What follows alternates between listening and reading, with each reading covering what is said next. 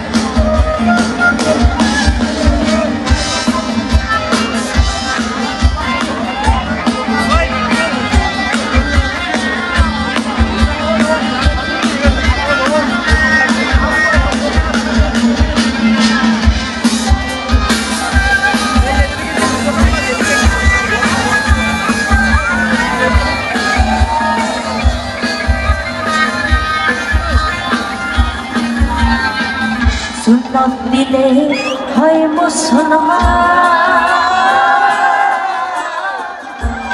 নারী জাতি